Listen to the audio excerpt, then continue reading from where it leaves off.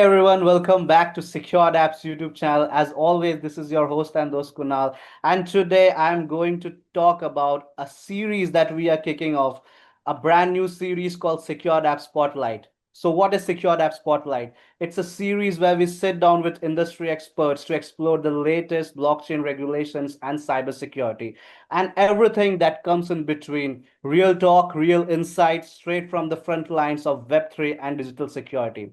So, without wasting time, let me just introduce myself. I'm Kunal Chowdhury, a content and community executive and a subject matter expert in SecureDApp. So, let me introduce my friend to Mr. Nikhil Prasad Singh, one of the most promising legal minds shaping the blockchain future and regulations. At SecureDApp, Nikhil serves as a blockchain regulation and subject matter expert, playing a critical role in aligning decentralized technologies with evolving legal frameworks. So over to you, my friend Nikhil. Tell the audience about yourself and what we are heading to next. Okay, so first of all, thank you, Kunal. You are such a great host. And to all the audience, I can tell only one thing that I am a law student who is deeply passionate about the evolving legal landscape around the virtual digital assets and the blockchain technology. And over the past 2 years, I have been deeply passionate about it, and I have been constantly trying to learn and explore all these things. And around that journey, I have what you call become a subject matter expert. I don't consider myself a subject matter, but I'm very glad that you people have invited me for such a great initiative. So that's all. That's what that was nice hearing from you, Nikhil. So let us start. Let us begin with the first question that I have in my mind. So talking about India, where is India when it comes to virtual digital assets and blockchain? Can you please share your views to our audience and the people watching? So when we particularly talk about India and uh, its particular evolving landscape in the sector of virtual digital assets and its regulation, it has been what I can say, it's incremental, it's phenomenal, but it's also very slow. And I think we are taking a path of uh, we are taking a slow path in evolving evolving our laws. First of all, when in the particular in 2017, when RBI banned the whole cryptocurrencies just because they were what there was a risk of anti-money laundering and hawalas and all. And after 2019, under the case of Mobile Association of India versus Reserve Bank of India, so when the Supreme Court stated that something which is not legal should not be considered as illegal. So after that, the cryptocurrency has become what I can say legal in India, but still there is no regulations. First of all, second of all, we only considered it as legal in when it is when there is a taxation, when there is a tax has to be done, when there is a taxation regime. So around that only we considered it legal. and and in other sectors there is no legal laws as well. There is a cryptocurrency bill from 2021 which is still pending, and it is a draft that is still pending from the side of the government. And around it, let's see what it takes to get them to the finality. So that Okay, is okay, all Nikhil, that got we your have point. proposed, right? Yes, yes, please continue if you want to. Okay, no. I think I have summed up all the evolution that is still. Got your point, Nikhil. That was nice. Actually, you have mentioned each and every aspect of India's regulations on blockchain and virtual digital assets. So coming up to our next question, how does Income Tax Act's definition of virtual digital assets differ from the traditional assets that we have? Hmm. So actually, when we particularly talk about assets, so there are two types of assets that comes into our mind. That is, first of all, that is movable assets, and second of all, that is immovable assets. So, and the definition is mm, uh, prima facie, what you can understand first is movable and second is immovable. Second of all, there are two more types of asset, that is uh, tangible and intangible. Tangible means something that can be touched, and intangible means something that cannot be touched. So in particular to VDAs, that is virtual digital assets, the cryptocurrencies are intangible and movable assets. So they are movable and intangible that cannot be touched. So broadly, it has been classified into movable and tangible assets. But when we come to the Income Tax Act definition, so under the Section 247, 47 Clause 47A, VDAs include all types of cryptocurrencies, that is Bitcoin, Ether, and every other token that is functioning on the blockchain technology. So that includes non-fungible tokens as well. That includes uh, every other type of token, that is RWA, yani means it's real world asset tokens. So every particular type of token that is based on the blockchain technology, distributed ledger technology, DLTs, along with cryptocurrencies. So every type of tokens comes under the definition of virtual digital assets, in particular to the income tax definition that we read today. So that is what we understand right now.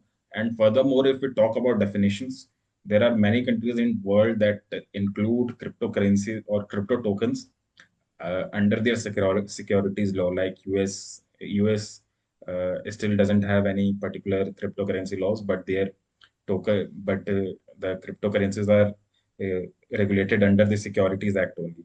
So, but in India, that is not the case. So in India, that is not the case. So cryptocurrencies doesn't come under securities. So cryptocurrencies has a separate definition under the Section 247A of the Income Tax Act, and that's all. There is no other definition that is pertinent to BDAs and all. So that is only the definition that we have right now. Okay, okay, Nikhil. Actually, speaking to you is literally like speaking to a subject matter expert. Rightly said that Nikhil Prasad is a subject matter expert and a blockchain expert in SecureDApp, because you are mentioning each and every act, like sections and all that. So it's really interesting hearing out from you. So let's move on to our next question. So, what are the challenges do Indian taxpayers face under the section of that we call 115 BBH flat tax regime?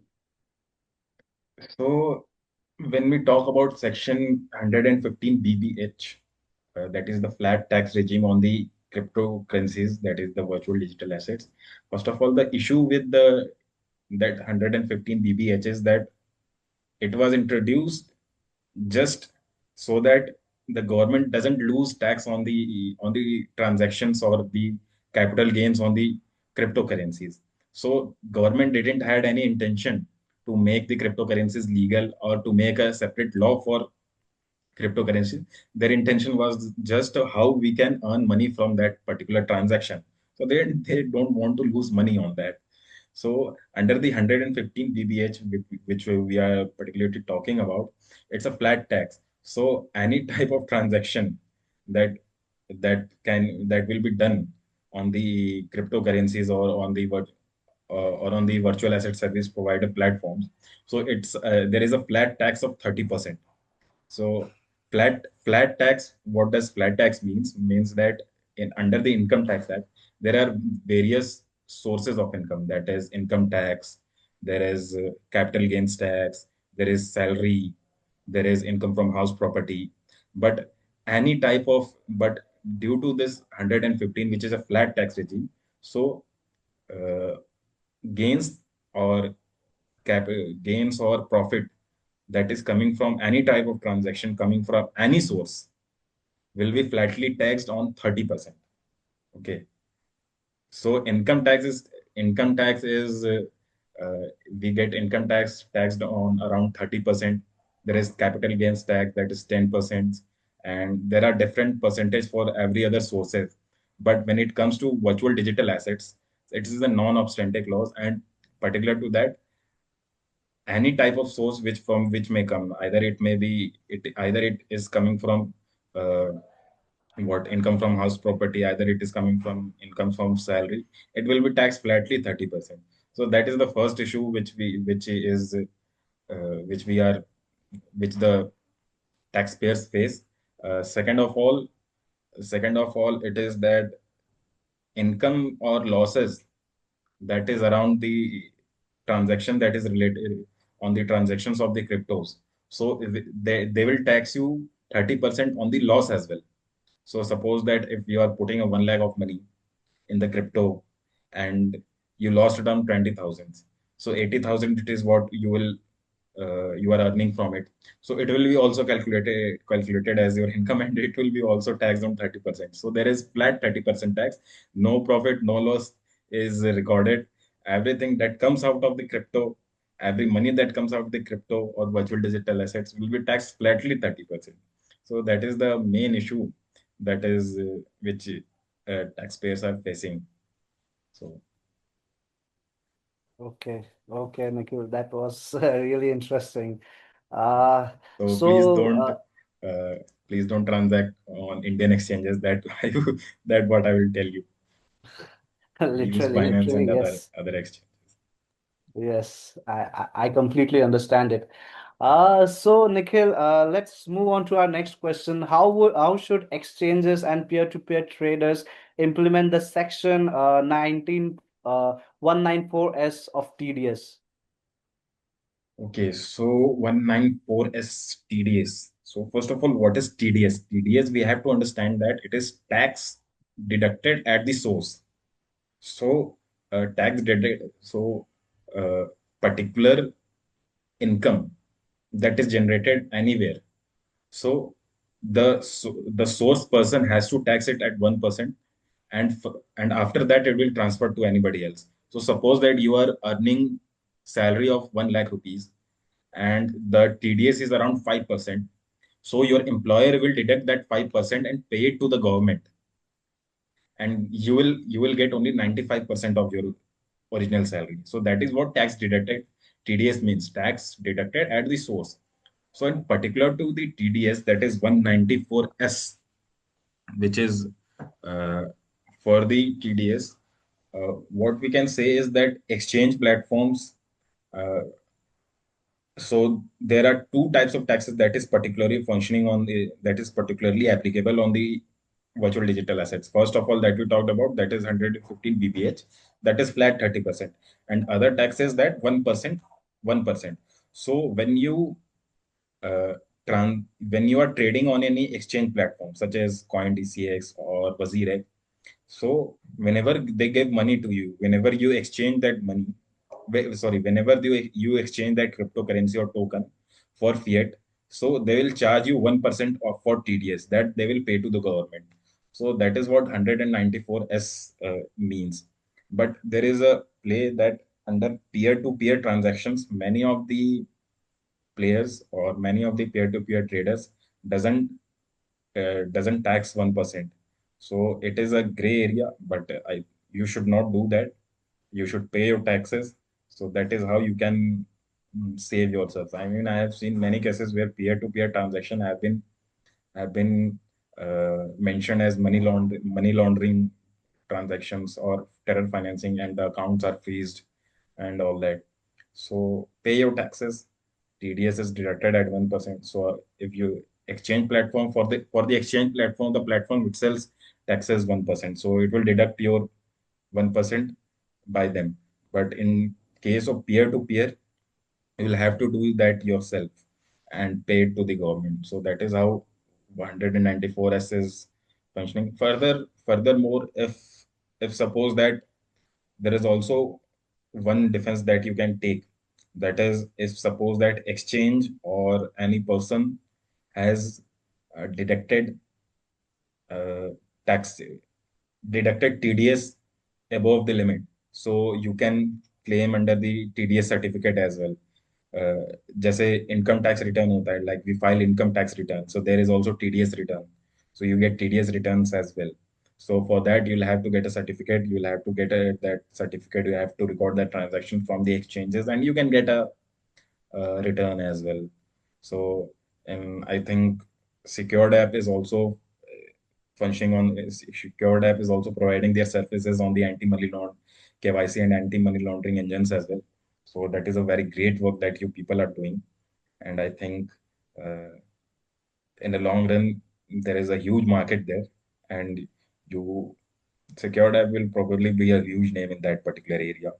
So, Yes, our initiative is to secure India and secure the blockchain from the threats that we have online and the hackers that we have online. So that was nice hearing from you, Nikhil. But let us go on the next question that I have in my mind. So I have heard about AML compliance. So what are the key AML compliance requirements for VDA reporting entities under PMLA? mm. So first of all, what is AML compliances? So AML stand for anti-money laundering.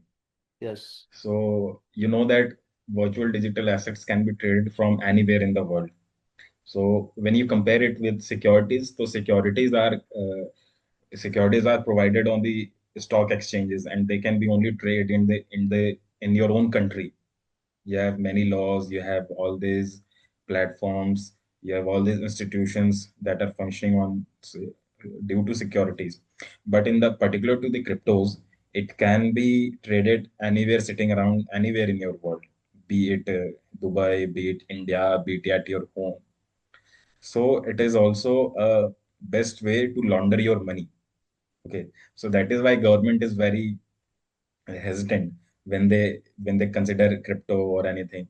Even eventually, I think 2 weeks, I think in the May as well, crypto, Supreme Court stated that why there is no Supreme Court equated crypto with hawala transactions and asked the government of India why there is no regulation on it. It is like functioning as a hawala transaction. So that is what AML stand for, anti-money laundering. And particularly in India, AML is governed by PMLA Act. So that is Prevention of Money Laundering Act. That is what we call PMLA. So all these enforcement directorate, ED raids that you hear about. So all this is under the governed by the PMLA as well. So when you talk about AML compliances, so there is a notification of FIU. FIU is Financial Intelligence Unit of India. That is the what regulatory body of the what we can say of the PMLA. So their notification came way back in 2022 or I think 21 or 22. So what they consider, so their regulation was in particular to the people uh, people working in the service of virtual digital assets. So they call them virtual digital asset service provider, VDASP.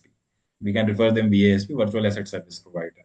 So they have maintained almost four type of no what I remember, that is five type of transactions or five type of function that if you do, you will come under the anti-money laundering compliance as well. Matlab, you will have to do that compliances if you do that five type of uh, activities. First is the first activity is exchange between VDAs and fiat currencies. Okay, so there is an exchange. If there is an exchange between VDAs and fiat currencies, you will come under the anti-money laundering laws.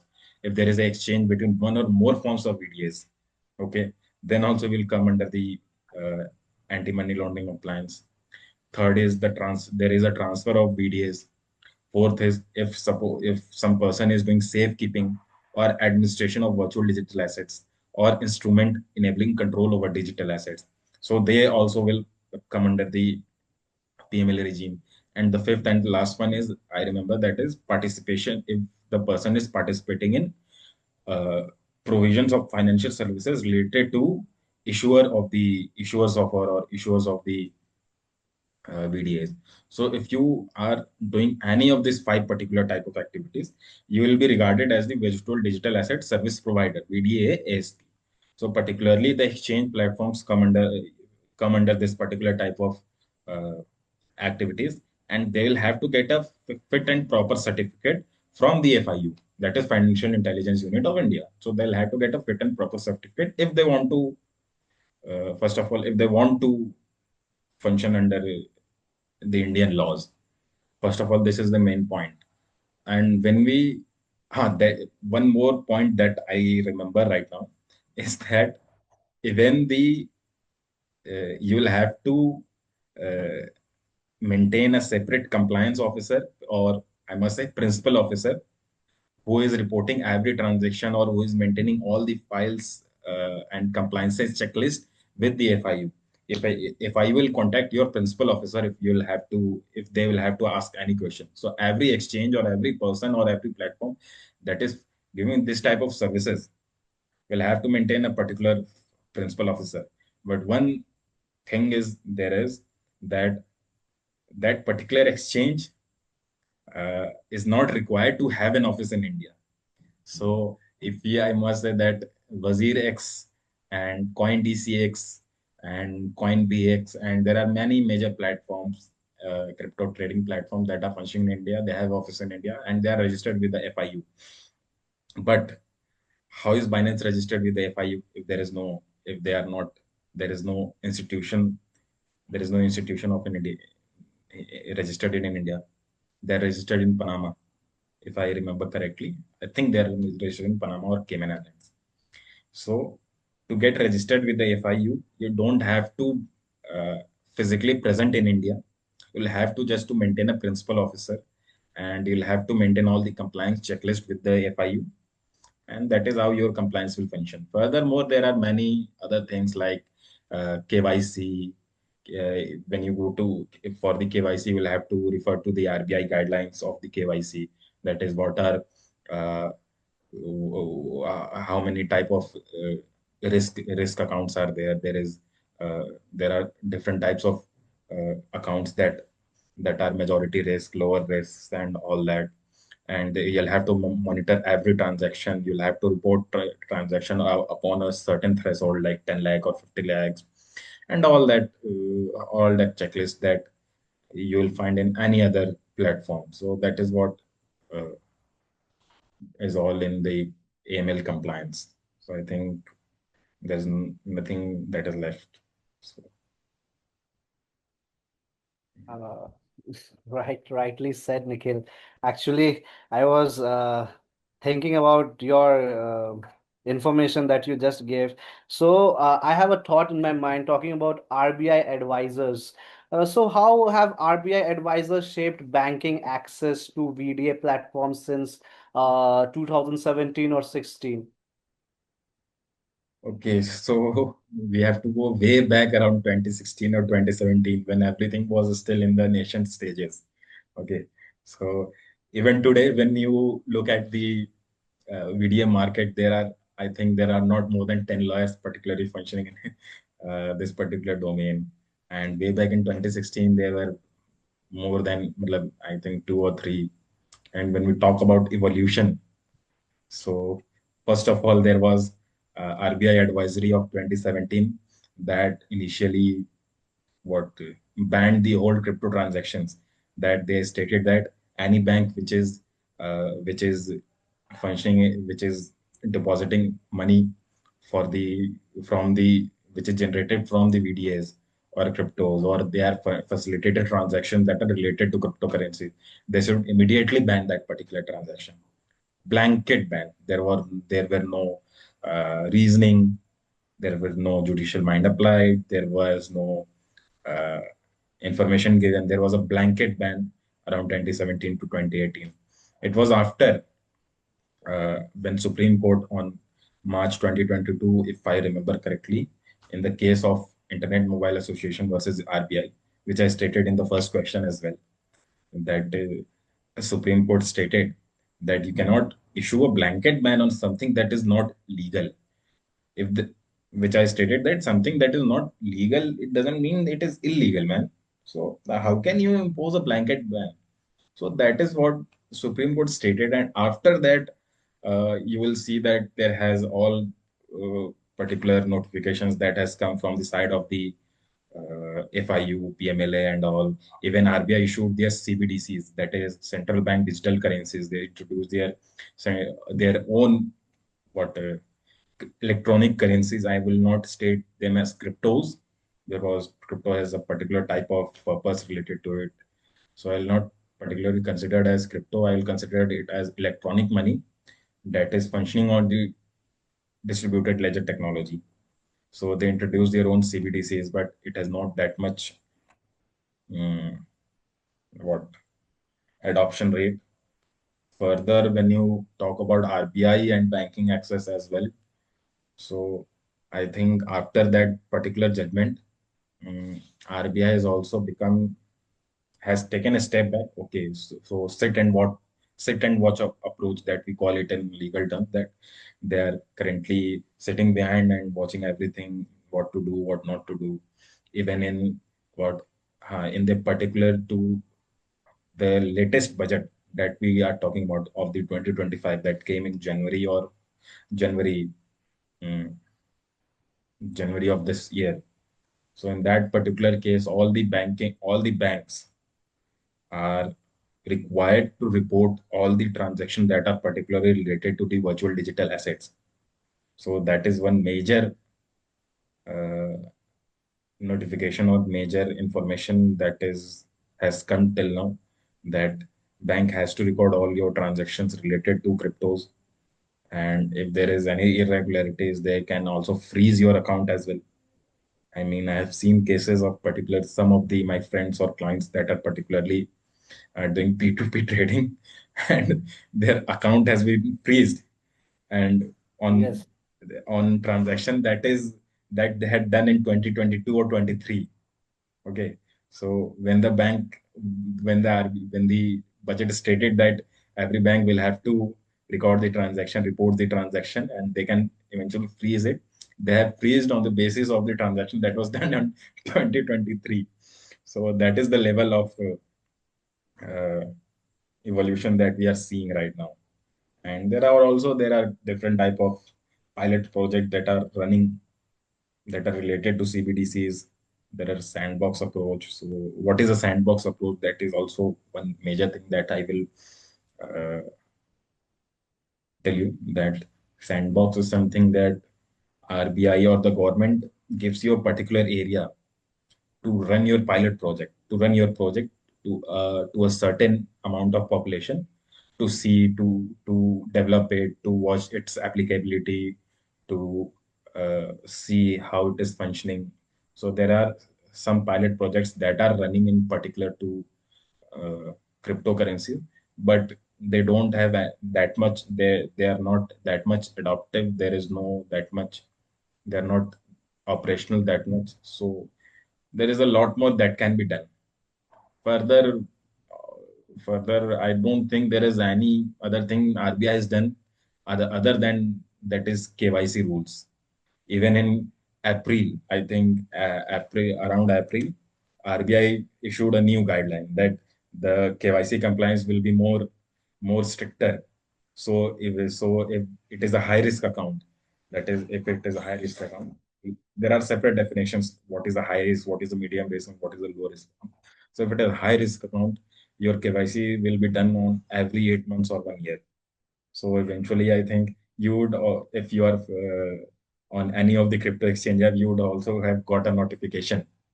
Your KYC will be done again. I think, matlab, I was on Binance, so Binance gave me that particular notification. So that is what RBI has done. RBI has done nothing, I think, other than KYC rules, application of the KYC rules, freezing of the accounts, and all that. Okay, Nikhil, that was really informative from yours, and Sandbox and RBI advisors, you mentioned them all. So my next question will be to you is, what are the practical issues arises when VDA are received as gift under Section 56 2X of Income Tax Act? Okay, so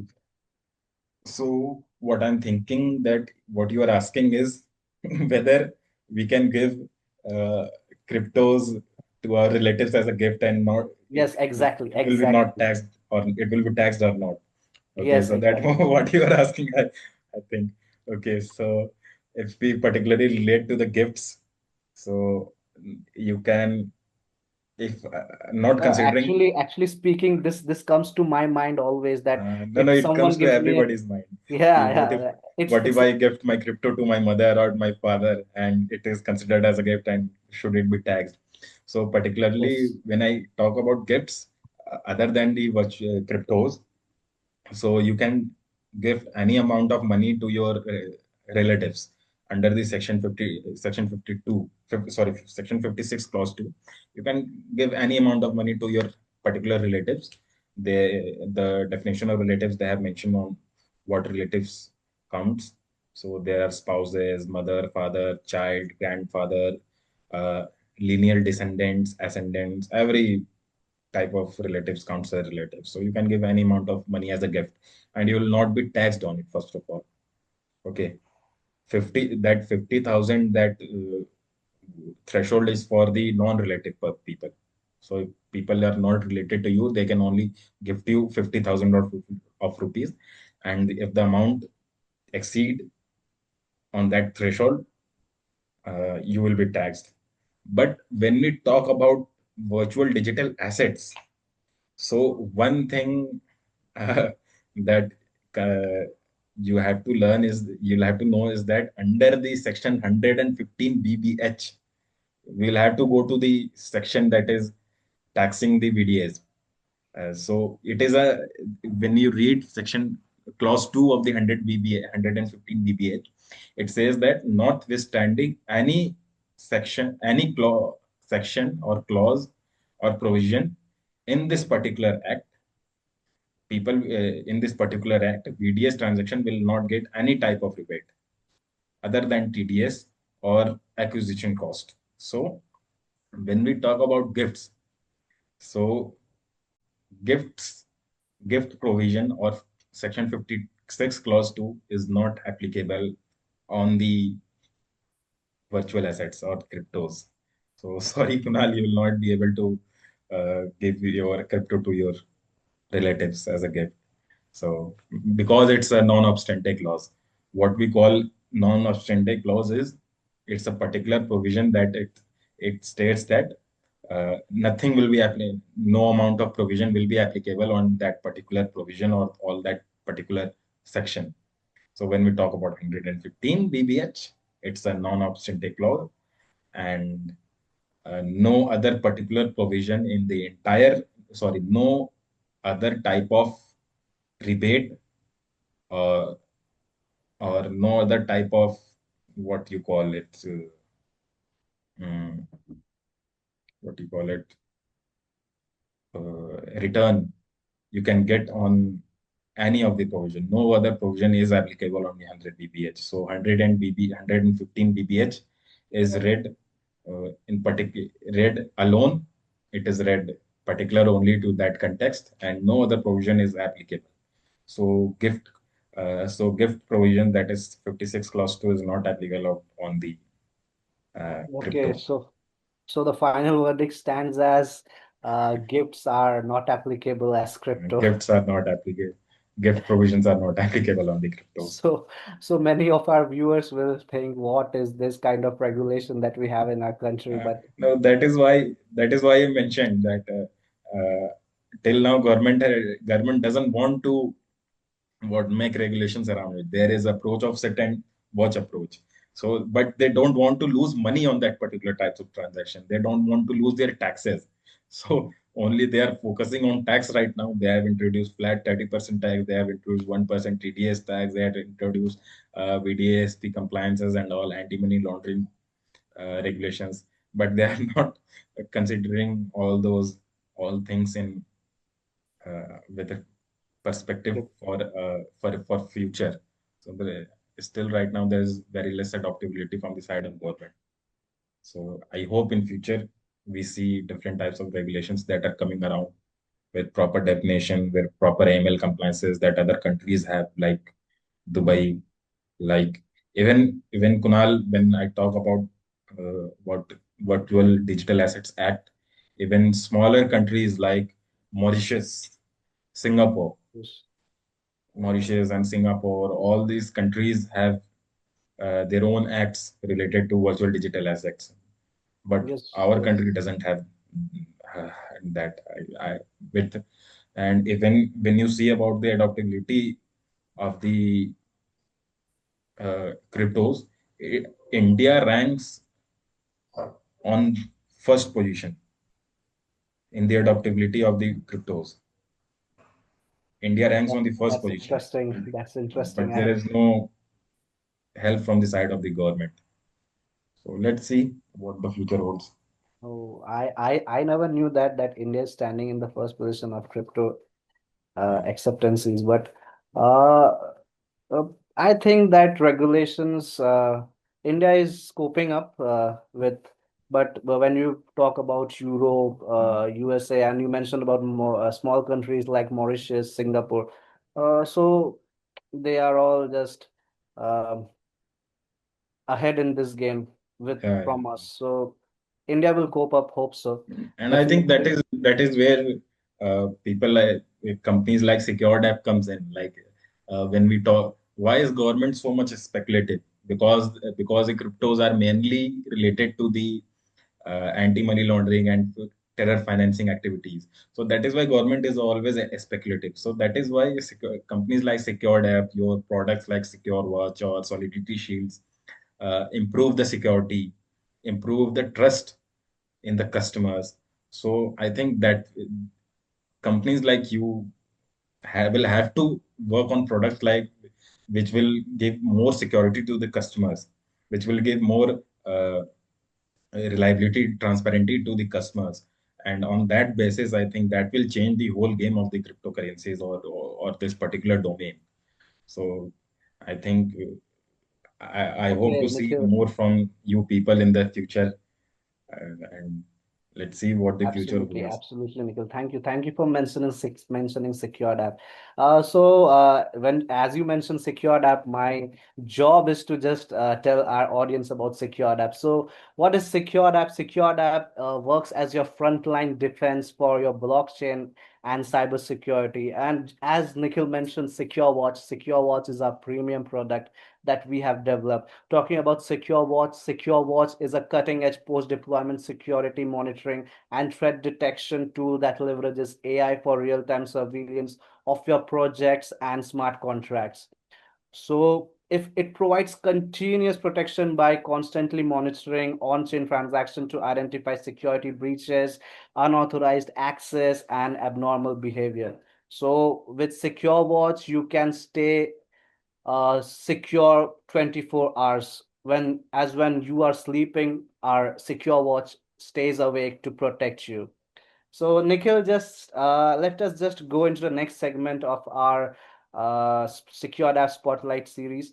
So I have a question regarding cryptocurrencies and regulation. That is, what are the likely impacts of the draft cryptocurrencies and regulations of official digital currency bill of 2021 on the existing exchanges? So when we talk particularly about the cryptocurrency regulation bill of the 2021, so up until now it has no uh, impact on the existing exchanges. Why is that? Because it is particularly right now a bill, so it has not become an act. So first of all, it has to become an act, then there will be a impact on the market. So it's still bill right now, and from past what 21, it's been 5 years, we have not seen a final draft of it. We have not seen even a single draft of it. So there are only speculations on what things are included in it. There is a what PRS. There is a particular website called PRS, that is what I can't remember the full form of the PRS. So it's mm, I can't remember the full form of Okay, the okay. PRS. Let's go ahead. I will So take it. PRS is something that PRS Legislative Research is a website that mentions all the bills and all the acts of the government of India, that what we as a lawyer or as a legal professional use for downloading the original act. So they have also only a summary report of that particular cryptocurrency bill. They also don't have a draft. So there is a lot more speculations around it. So I think if we particularly talk about what are in that bill, after reading that report, after talking from all the professionals in this field, after working in this field from last 2 years, I think cryptocurrencies will be have a separate compliance checklist after coming that regulation. They'll have a separate licensing regime other than FIU. They will have separate definitions. So right now, everything that is working on the DLT comes under the virtual definition of the virtual digital asset. There is no definition of who is a custodian. I mean, there is no uh, definition of custodian. There are no definition of exchanges on how they are functioning. What is the definition of the stable coin? Is stable coin uh, is stablecoin issuable in India or not? What is the definition of the tokens? How that tokens can be issued in India? Can I issue my own tokens in India? So there is a lot more things that are entirely speculative right now. There are many things that can come under it. Uh, I think CBDC will also get a integration in that particular act, and let's see. I think let's hope for the best. I think after the coming of Mica, after coming of uh, Vara, I think they're trying to redraft it right now. They're trying to include a lot more things. So that is what where Indian approach comes in. So if I mention one thing, Kunal, that is whenever we talk about any law in India, so every law, so always if there is a new technology or there is new type of change in the whole global system, so India just sits and watch on which many countries are coming with a good laws. And first and always it's the first one is always has been European Union that comes up with the best laws. I mean, every other country comes laws before the European Union, but the European Union comes with the bestest law that is related to the customer perspective. So after that, US follows it, Singapore follows it, and after 3 to 4 or 5 years, India's follow it. So if we look at Europe, so MiCA has come last year.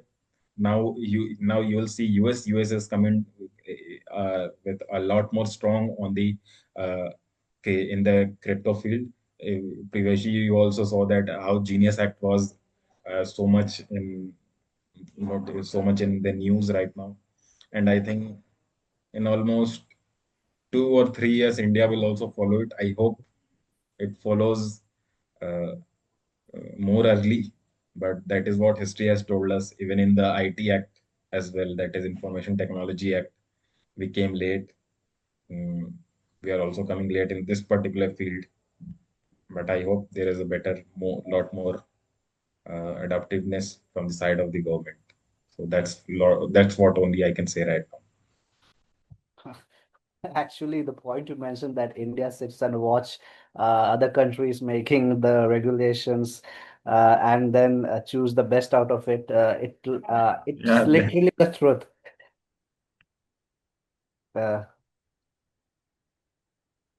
Uh, Nikhil, let's just go to our next question. I know you have heard about Foreign Exchange Management Act, but for our viewers, under what conditions might a foreign digital currency be recognized as FEMA that we call Foreign Exchange Management Act of 1999? So, like foreign exchange management. So, they are particularly related to the what I can say when you exchange your currencies in foreign currency deposit or you buy or you invest in the foreign bonds. So that is when foreign FEMA comes in. I mean, there are a whole lot more purposes related of FEMA, but that is what particularly we work around. So when we come in the relation to cryptocurrencies, so if there is, I think it's it's not there is not much clarity on it. But if you are investing in a security bond, sorry, security token. So I think that at that time, FEMA may comes in when you are investing in a security token, but but still FEMA doesn't have that much play into it because you'll invest in security tokens through an exchange only, and exchange will be controlled by the FIU and PMLA Act. So FEMA doesn't have that much purpose uh, related to the digital currencies, and I think it's not that much relevant when we talk about the digital assets. Okay. Got your point, Nikhil. Got your point. So let us move on to our next section. Nikhil, which aspects of VDA regulations remain unaddressed in country like India under current legal frameworks? Hmm. Oh, that is a very broad question that you Uh, have you, asked. Which you aspect you of can VDA just regulation? shorten a bit for our viewers. Yeah. No, it is a very good question. Like, if there is no regulation, then what is left? Then everything, I think there are many things that are not addressed right now and should be addressed if the cryptocurrency act comes. Like, there is no separate mechanism for virtual assets virtual assets provider licensing, like the Mica has come with their own licensing regime. Cryptocurrencies, there is should be a separate licensing regimes. How decentralized organizations will be controlled, define decentralized financially controlled. It is also have a gray area. There is no token classification. Like, there are security tokens, there are gold tokens, there are oil tokens, there are real world asset tokens, there are stable coins, there are fiat coins. I mean, there is no clarity on that. Everything that is functioning on the blockchain is eventually a virtual digital asset. That is not a particular definition, man. There should be a particular clarification. There is no consumer protection as well. What government is particularly doing, that they don't want to lose their own money, they don't want to lose their own taxes to this particular uh, uh, technology. So they just want to do their own shit, and there is no consumer protection related to it. Like in the what last year, around $235 million of hacking was done on the WazirX platform, and nothing is done. When you look at the consumer protect, when you look what was done for the consumer, there's nothing. SC rejected their act. They stated that you should go to the consumer court. Consumer court stated that there is a moratorium that has been applied on the WazirX right now. WazirX on their parent entity that is sitting in the Singapore. Okay, so WazirX parent, and so was all the tokens that is controlled by the WazirX, or that is uh, what's stored on the WazirX, is controlled by their parent entity that is sitting in the Singapore. Okay, and that Singapore entity has applied for an insolvency. And when insolvency happens, the moratorium applies. What moratorium is?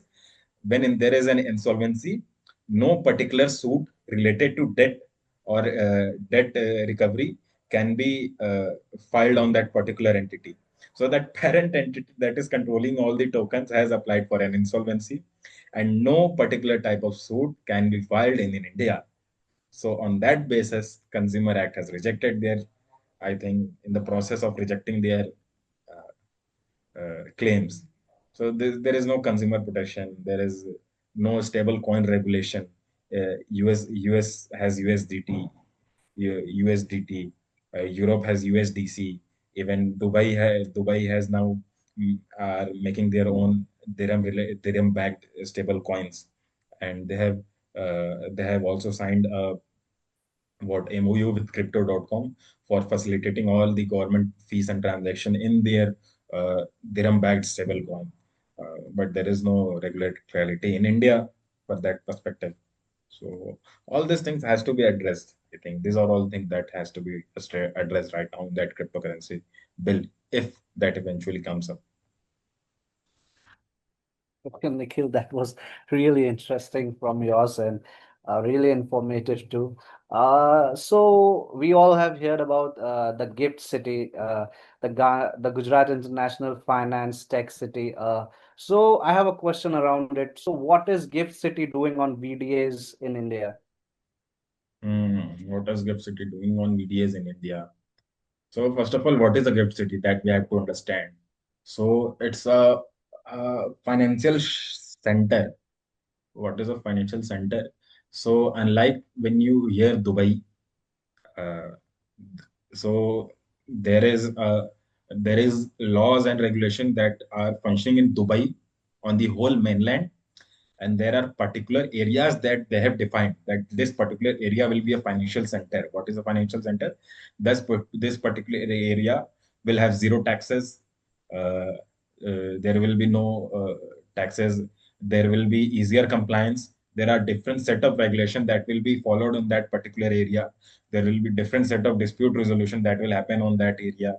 So that is why it is done to facilitate, to give us give a proper platform for investment, foreign direct investment, to for the industries to thrive, for the technological centers to thrive. So that is and that same uh, model is being copied in India right now with the help of the gift city. So it's the India's first financial center. It's proper that is being properly established in Gujarat right now, and I think India will follow with a lot more gift cities. And in particular to that, what they are doing for VDAs, they have not done a lot right now, but they have issued what advisory paper. In that particular paper, they have stated that they are looking into regulations that are related to tokens, VDAs, and real world asset tokens, real estate asset tokens, and commodity tokens, and security tokens, and all that. And they have asked many questions, and I think within 2 or 3 months that particular. And if you want, and also if you want to answer, you should read that particular consultation paper, man, and you should answer all their queries if you want to have a proper regulation, particularly related to your needs. So that is what they are doing right now. And within 1 year, I think they'll uh, come up with their own regulation. But it's still that that regulation will only be applicable in that particular gift city. For that will not be applicable in the whole Indian mainland.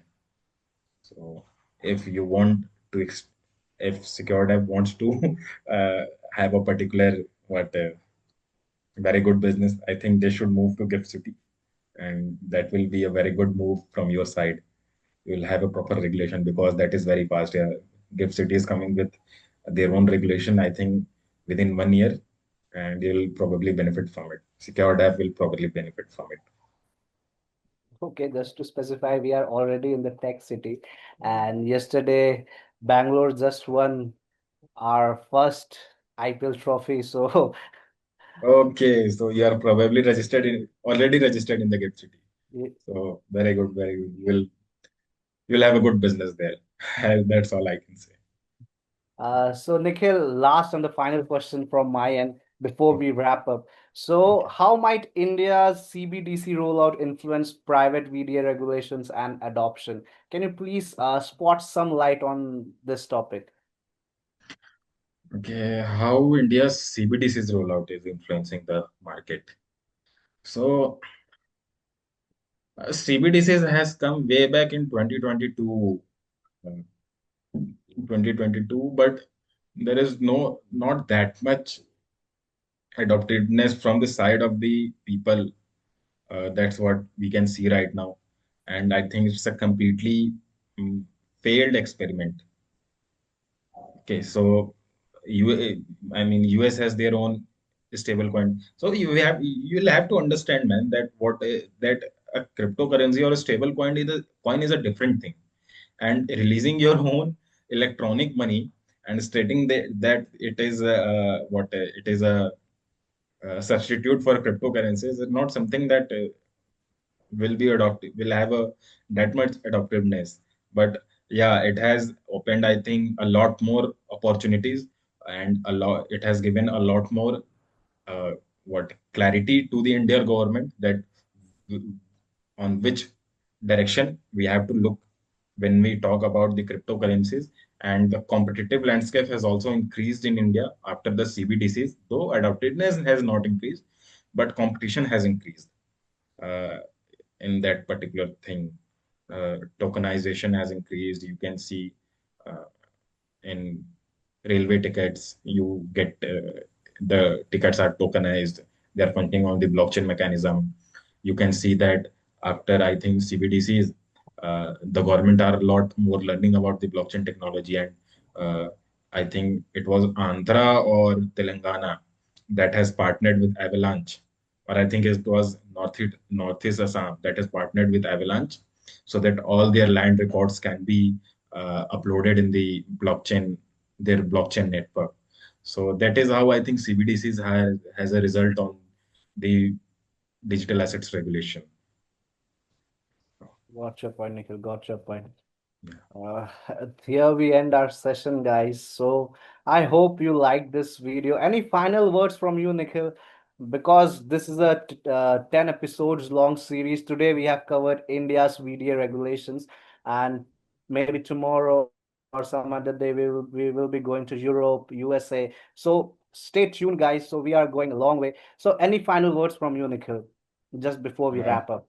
I think, I mean, first of all, thank you, Kunal. You have been a great host and a great friend, and I feel uh, very humble. I think very happy. I'm very happy when you called me as a guest.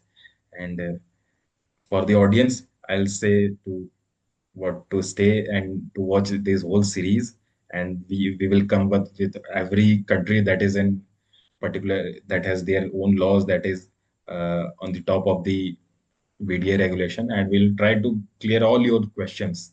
All we'll try to give you clarity on what is the laws in that particular country, and just stick with us, and we'll have a lot more coming. Thank you, man.